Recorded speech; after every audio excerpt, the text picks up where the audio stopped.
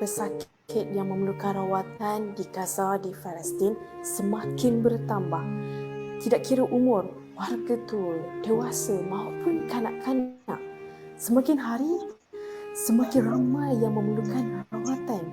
Apa yang kita sedih adalah di mana kanak-kanak yang sebaya dengan kanak-kanak di sini tidak dapat mencari kehidupan seperti kanak-kanak biasa.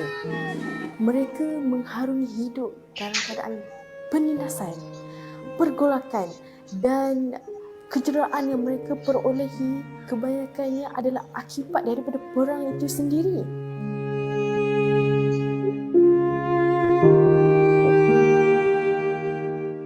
Ditambah pula dengan fasiliti dan kemudahan hospital yang sangat terhad, dengan bilangan katil yang sangat sedikit, bekalan ubat yang semakin kritikal, menambahkan lagi keperitan yang mereka lalui waktu ini.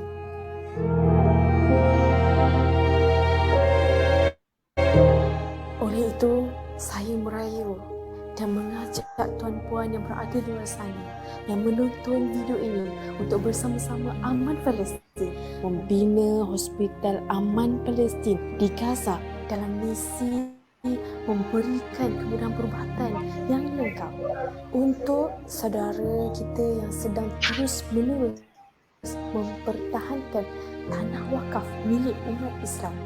Setiap sumbangan anda sangat bermakna buat mereka.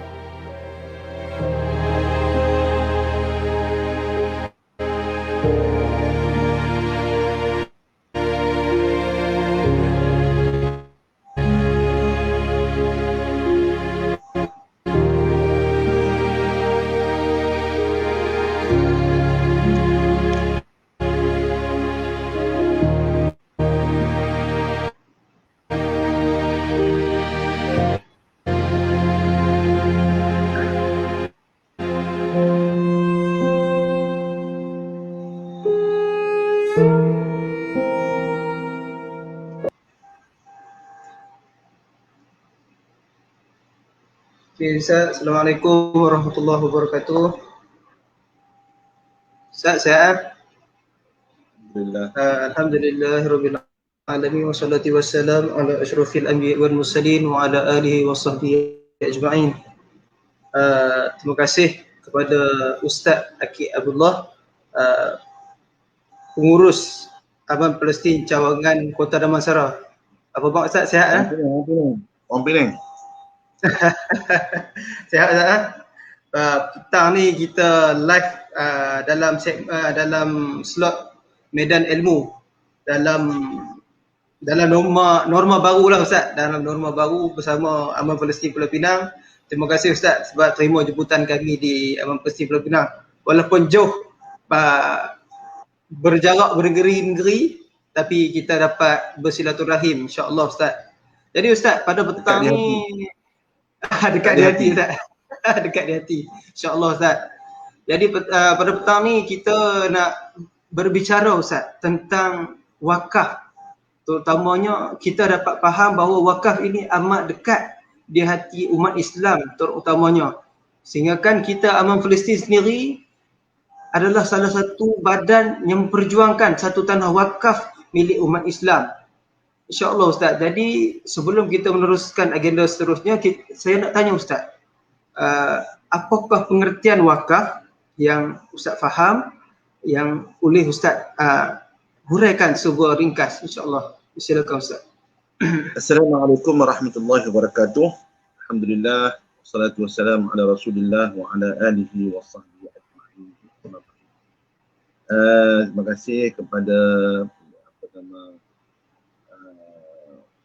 Aman Palestin Pulau Pinang yang sudi untuk meramah Hana lah pada hari ini. Sebenarnya Hana pun orang Penang juga. Jauh lah. Kalau orang Penang yang dengar tu dia boleh faham cakap kita lah. Kan? Betul. Jadi bila sebut tentang wakaf ni, wakaf ni adalah dari segi bahasa ni disebut habsun. Habsun ni makna terpelihara ataupun berkandang.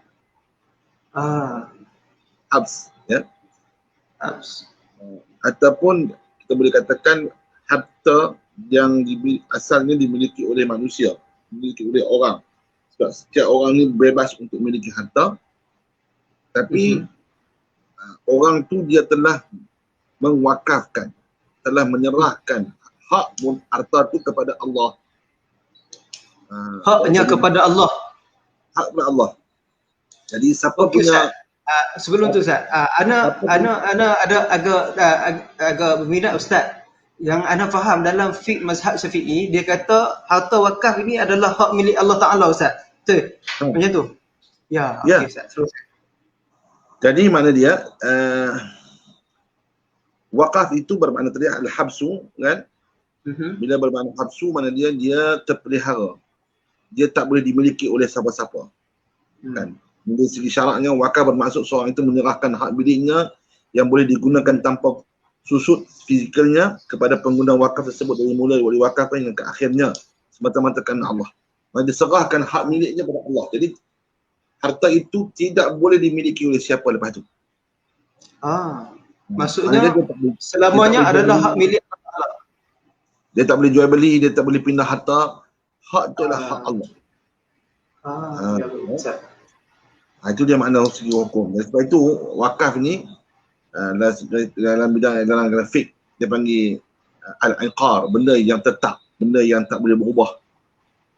Bangunan yang tak boleh berubah. Jadi benda tu. Jadi mana kita wakaf. Jadi selama-lama dia akan guna. Sebab tu kalau kita tengok dari segi sejarah pun wakaf ni subhanallah ada satu sistem yang Tuhan bagi.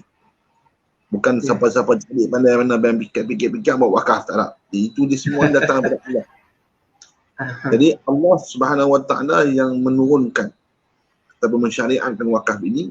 Sebab itu kita lihat Masjidil Haram. Dari dulu sampai sekarang dia diwakafkan. Bukan hak milik siapa-siapa. Masjid Nabawi, Masjidil Aqsa.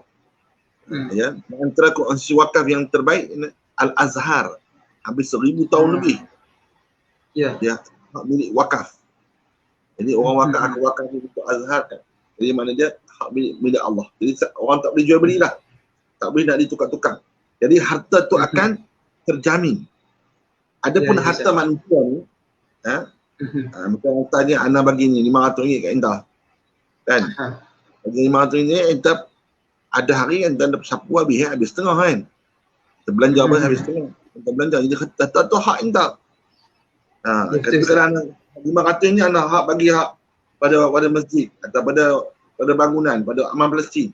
Maka benda itu tak boleh nak dibuat benda lain. Sebab itu di sana dia ada dua jenis wakaf. Satu dipanggil wakaf am, Wakaf am, khas. Wakaf khas. Macam kita boleh buat, okey ni dana wakaf.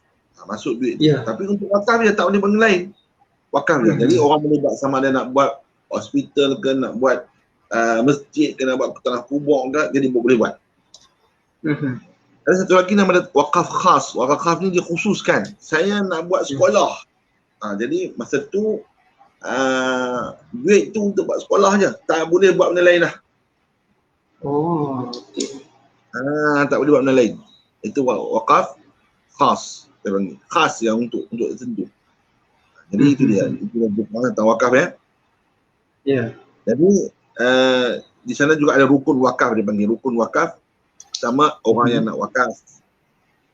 Yang kedua ada pihak penerima wakaf, jamaah Palestin dia terima wakaf. Yang ketiganya benda yang nak diwakaf, duit. Kan? Yang keempatnya ialah sikit surat lah ataupun sikit nafas angkat tentang wakaf. Ya. Sirah. Nafas kabul. Ya. Jadi kita bagi pihak kita Amal Palestin, eloklah kita mengatakan kami Amal Palestin kami menerima wakaf Tuan untuk pembinaan kepada hospital wakaf. Sebaiknya lah Ustaz, sebaiknya.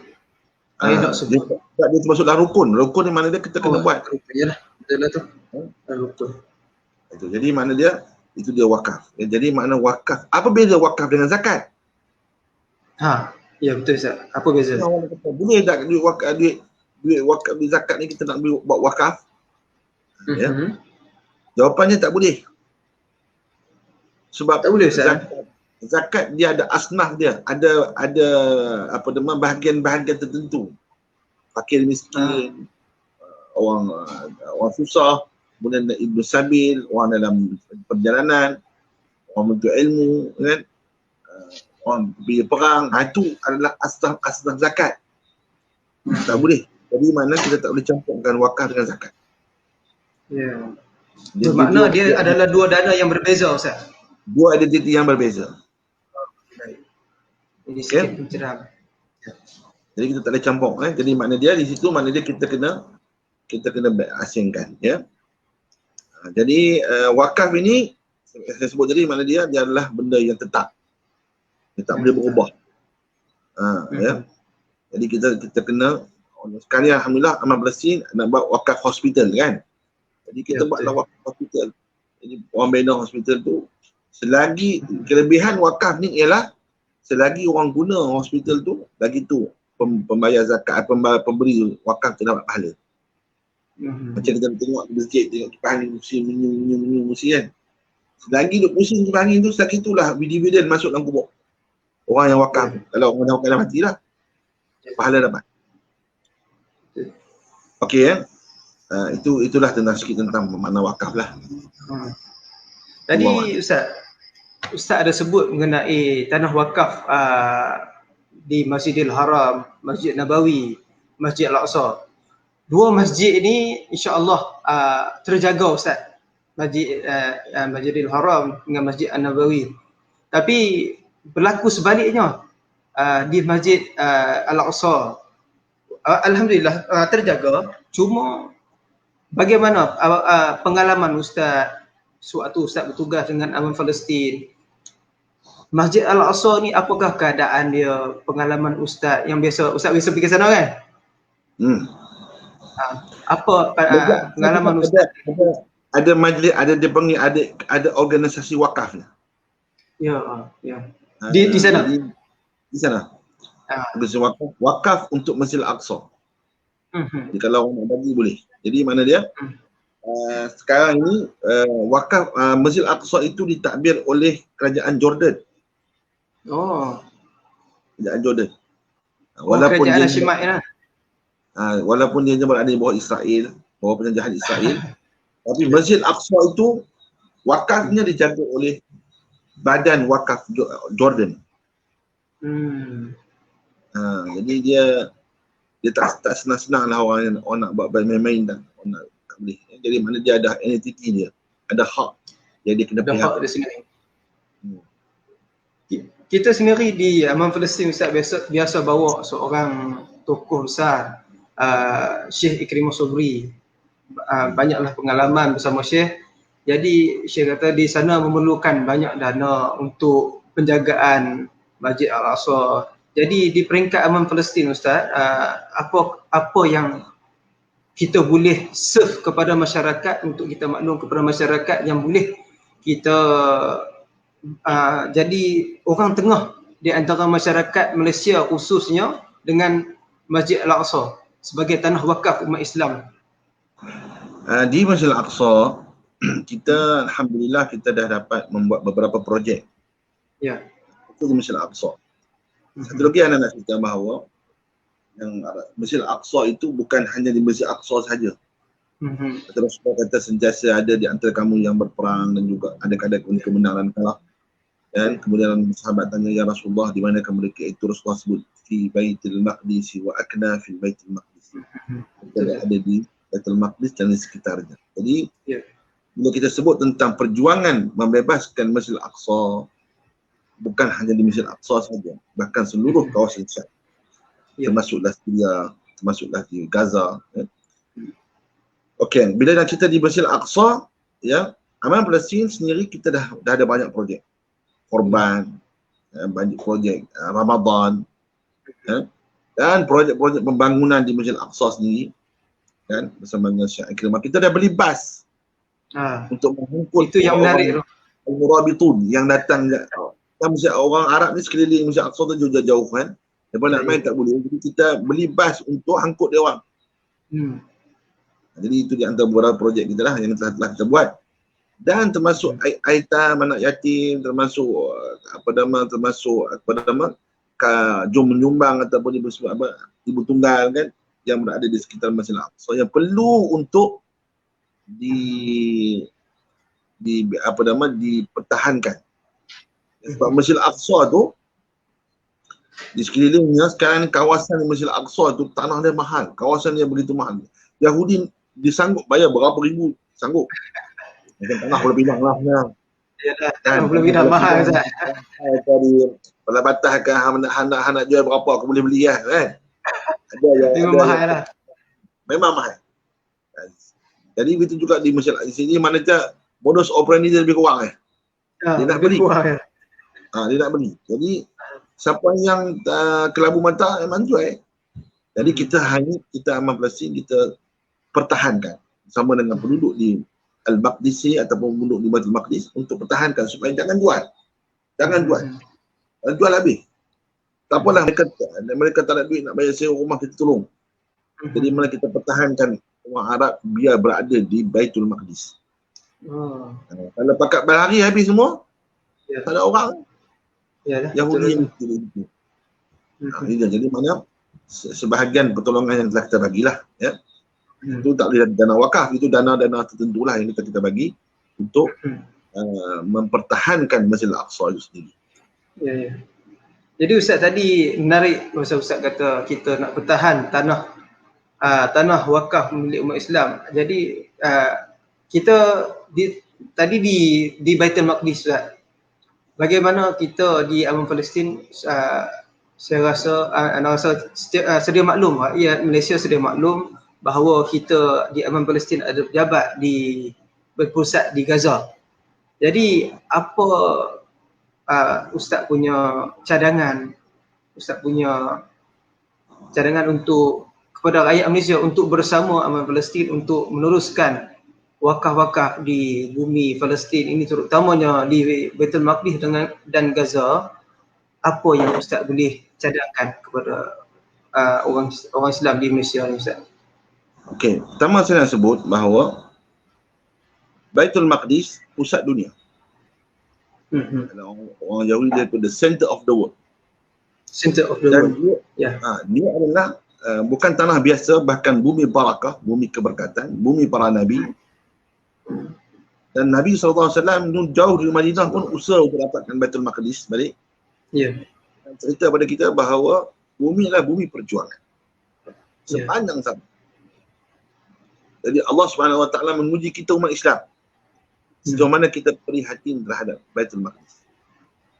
Ya, bumi ini sentiasa beralih kuasa. Ya, dah lama berada di bawah penjagaan Islam. Lama. Kerajaan Umayyah, kerajaan Abbasiyah, kerajaan Uthmaniyah kan. Lama berada di bawah penguasaan orang Islam. Tetapi jatuh pada tahun 1917 apabila British menguasai Baitul Maqdis. Dia dibagi kepada Yahudi secara free kan. Jadi cerita bahawa bumi adalah bumi perjuangan. Jadi Allah nak menguji kita sejauh mana kita sensitif terhadap tanah suci umat Islam. Jadi maksudnya kita ni Allah Ta'ala nak uji kita juga yang berada di Malaysia. Begitu Ustaz?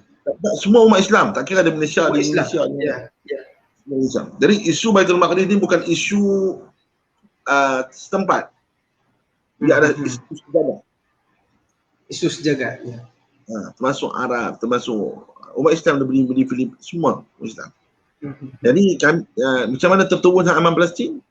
Bila kita berfikir bagaimana kita nak menyelamatkan. Sebab dia punca kejahatan, punca kebaikan di sini. Kalau baiklah di Baitul Maqdis, maka baik seluruh dunia. Kalau jahat seluruh dunia. Dia punca dia.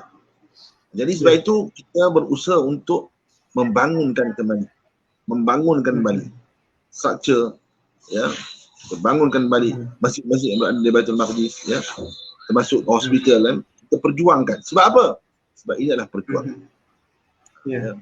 Sebab tu orang yang nak berjuang untuk Baitul Maqdis ni bukan orang Arab saja, sebab Baitul Maqdis tu bukan hak orang Arab saja, tapi dia adalah hak umat, termasuk kita.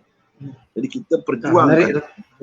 Kita berjuang untuk apa? Untuk membebaskan Baitul Maqdis daripada Israel hari ini yang berada di bawah penguasaan Israel, berada di bawah penjajahan Israel.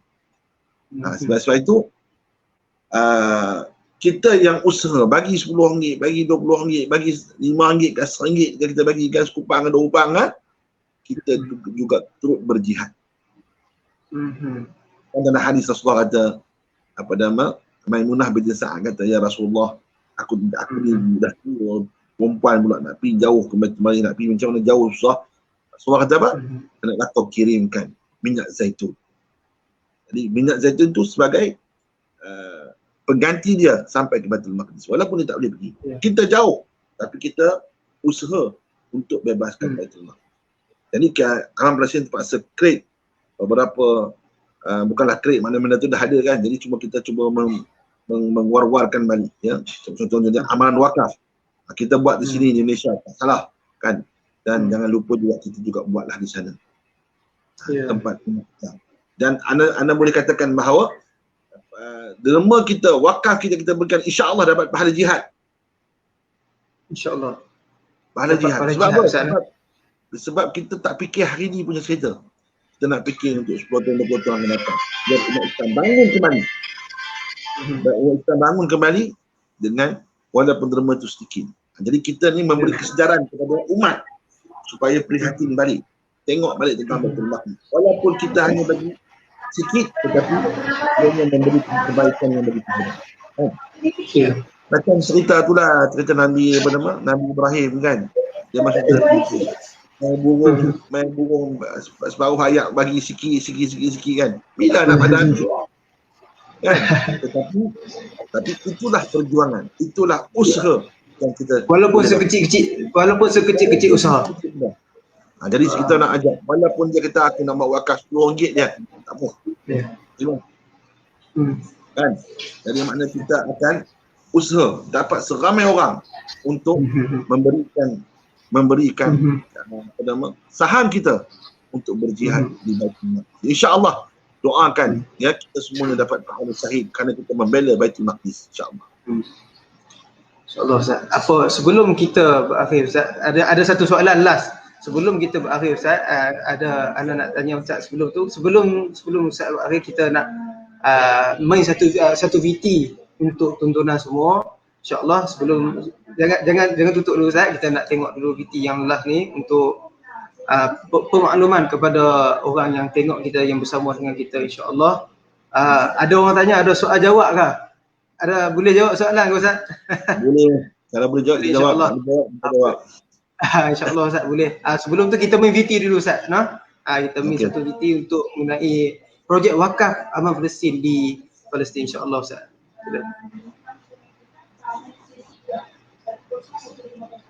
Sustainable standard of health conducive to a life of dignity. This requires creating appropriate conditions that allow everyone to enjoy the highest possible level of health.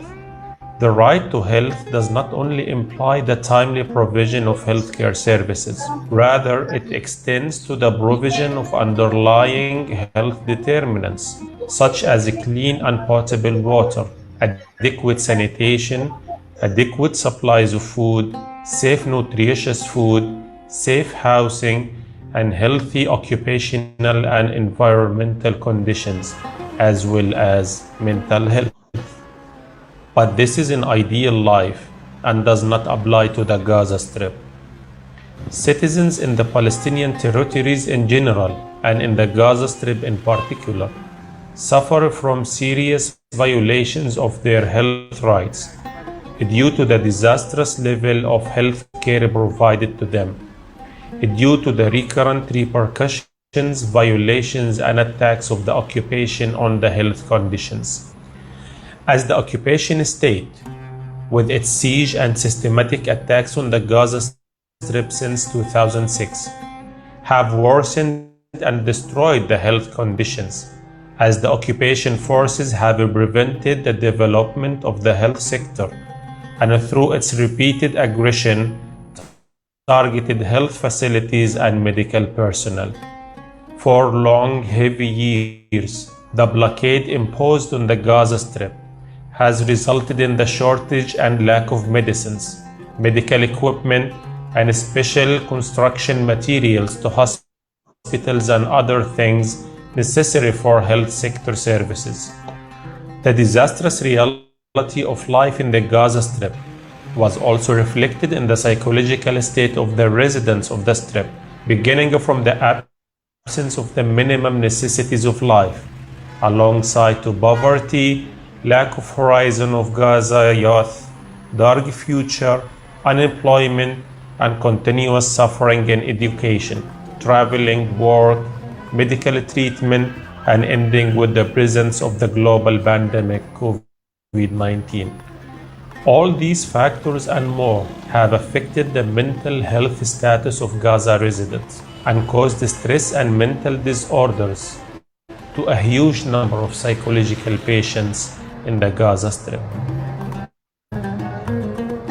قطاع غزة يعاني من نقص بالخدمات الصحة النفسية. أولا يعني يوجد مستشفى وحيد في داخل قطاع غزة. هذا المستشفى هو بسعة 42 سرير وهو متهالك وبناؤه تم في عام 56 ككلية للتمريض، ولم يصمم بشكل صحيح كمستشفى طب نفسي، وهو يقع بين السكان. السعة السريرية لهذا المستشفى قليلة جدا بالنسبة لعدد السكان الهائل الكبير في قطاع غزة. 42 سرير لا تكاد تكفي الأعداد بسيطة من المرضى الذين يعني يدخلون هذه المستشفى. هناك العديد من المرضى يخرجون قبل نهاية انتهاء فترة العلاج الخاصة بهم، وذلك بسبب الاكتظاظ في أعداد المرضى وقلة الأسرة. بالإضافة يوجد 6 عيادات منتشرة في قطاع غزة تساعد هذا المستشفى على علاج هؤلاء المرضى.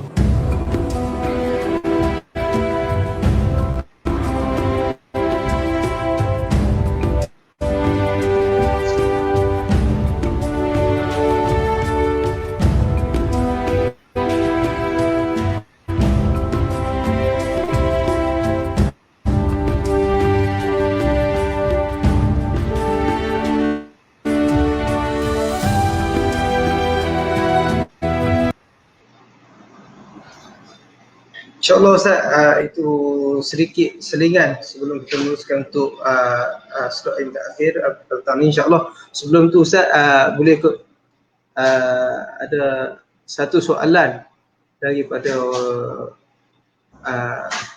komentar daripada komen ni. Soalannya berbunyi, Ustaz, macam mana status wakaf yang diberi untuk wakaf pembangunan di Palestin seandainya bangunan wakaf berkenaan musnah dibom? Adakah kekal sebagai wakaf atau berakhir dengan musnahnya bangunan itu? Silakan Ustaz. Mungkin soalan ni agak ni sikit, mungkin Ustaz boleh uraikan semua sikit insya-Allah. Silakan Ustaz. Okey, sebab tu anda kaitkan dengan bila derma pada Palestin ni adalah satu perjuangan. Perjuangan, ya. Perjuangan subhanallah, perjuangan tempat yang berkat, tempat barakah.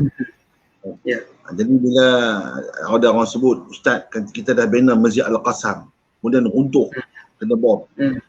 Ya. Jadi esok kita bina balik, kan. Esok bom lagi.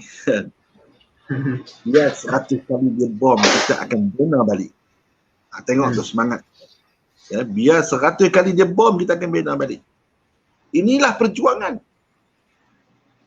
Dan insya-Allah wakaf tu akan kekal sampai bila-bila, dan orang yang derma tu akan dapat sampai bila-bila. Ini bumi perjuangan. Bumi perjuangan dan bumi jihad. Sebab tu anda boleh katakan bahawa kita derma di sini, kita derma untuk wakaf di Palestin ni adalah wakaf yang orang kata grade A lah, mana. Grade A. Bumi barakah, bumi keberkatan. Anda nak cerita sikit bumi keberkatan. Ya. Jadi anak pun pernah pergi sana. Buah kurma dia separuh tempat tangan tu. Besar lah.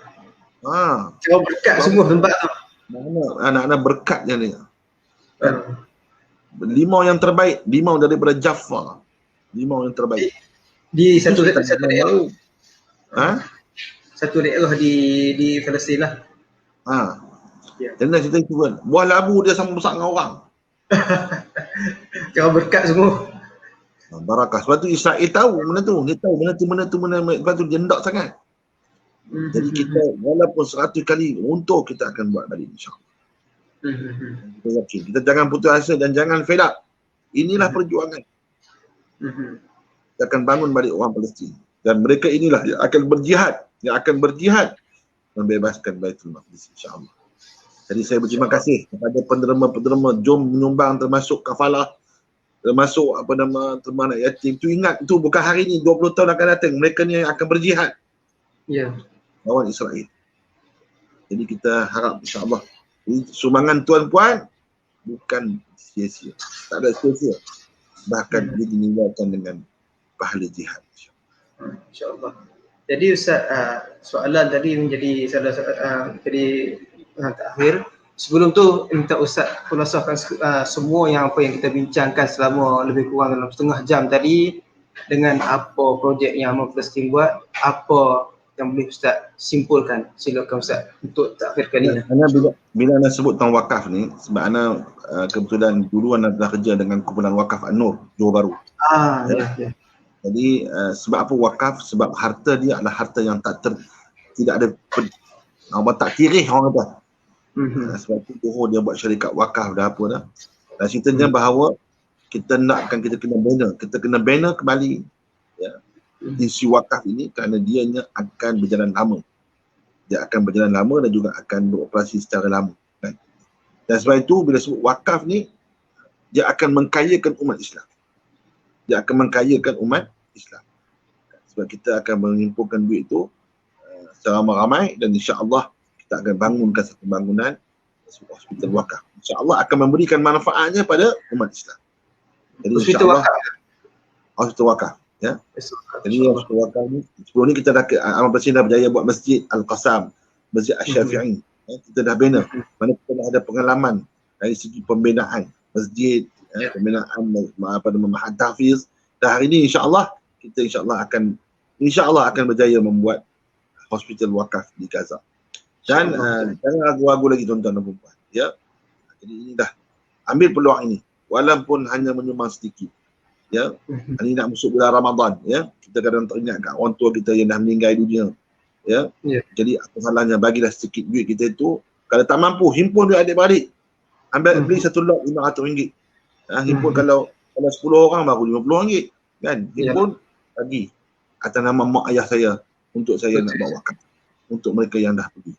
Jadi saya menyeru kepada mereka semua yang ni negeri Pulau Pinang, daripada sebarang perai, daripada Pelah Batas, daripada mana lagi, daripada Nimung Tebal, Sungai Bakap semua kan.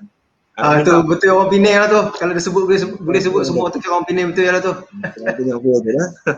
Walaupun duduk di Kota Damansara kan lah. Lahat yoi. Lahat yoi. InsyaAllah. Jadi minta ya, pakat adik-beradik. Adik-beradik anak yang duduk di Tasik Junjung. Kan, dia pakat adik-beradik. Bagi RM500 untuk mak ayah dia dah pergi. Kan, jadi buat wakaf. Jadi serulah mudah-mudahan dengan pertolongan kita ya, sambil manfaat balik pada umat Islam, kita juga tak lupa pada orang tua-tua kita yang ni. Amalan wakaf ni adalah amalan yang terbaik untuk orang yang dah mati. Kita bagi juga, tapi orang yang dah mati, kadang-kadang orang dah mati ni kita tak tahu nak buat dia duit banyak. Pergi buat benda tak ketahuan dia, jadi yang menyebabkan dia berdosa pada dia. Lebih baik kita gunakan duit dia ni untuk manfaat untuk dia yang dah meninggal. Rasulullah idza mata ibnu Adam, bila mati anak Adam itu inqata amaluhum, terputus dah amalnya kecuali tiga. Di antaranya adalah ya sedekah jariyah, iaitu sedekah yang mengalir. Yang ni kata ulama kata sebagai amal wakaf. Jadi rebutlah peluang ni, termasuk kita dah hari dah Rejab kan? Ya, betul. Rejab, Syaban, Ramadan, 2 bulan ni. Jadi kita lama dah kan. Orang Melayu ni bila bab raya teringat orang tua. Bukan teringat saja, bukan teringat teriak buat apa. Kita teringat sambil kita bagi untuk dia di sana. Kemenangan dia di sana. Anak-anak yang buat wakaf untuk mak ayah kita. Itulah anak-anak yang soleh. Kalau kita nak jadi anak soleh, buatlah wakaf untuk anak-anak ayah mak kita. Ya, kalau tak mampu seorang-seorang, buat pakat ramai-ramai. Jadi tak beban. Kan, ini dah 2 bulan katakan. 2 bulan mana katakan anak 10 orang baru seorang RM25. Bulan depan RM25 lagi. Mana dapat dah RM500 untuk 2 bulan. Untuk bagi pada mak ayah kita yang dah meninggal dunia. InsyaAllah. Kita jalan. InsyaAllah. Terima kasih Ustaz atas penjelasan yang panjang lebar. Orang Penang kata dia punya cakap kita tak boleh nak berhenti. Nanti insyaAllah Ustaz habis PKP main ke Penang. Kau boleh main bagi tazkirah. Main ke Penang buat bagi tazkirah insyaAllah Ustaz. Duduk dalam PKP ni tak sedap nak dah hujung tengah bulan dah. No Ustaz no. InsyaAllah sekali lagi ana bagi pihak Aman Palestin Pulau Pinang mengucapkan ribuan terima kasih atas kesudian Ustaz untuk sedikit perkongsian dalam program Medan Ilmu Aman Palestin Pulau Pinang. InsyaAllah Ustaz mungkin kita boleh akan jadikan sebagai satu program bulanan ke untuk di dalam media masa insyaAllah. Kita jumpa Ustaz lagi dalam slot mungkin slot lain ke dalam slot baca Quran dan sebagainya insyaAllah. Jadi anda ucapkan ribuan terima kasih dan kepada semua para penyumbang teruskan menyumbang bersama Aman Palestin.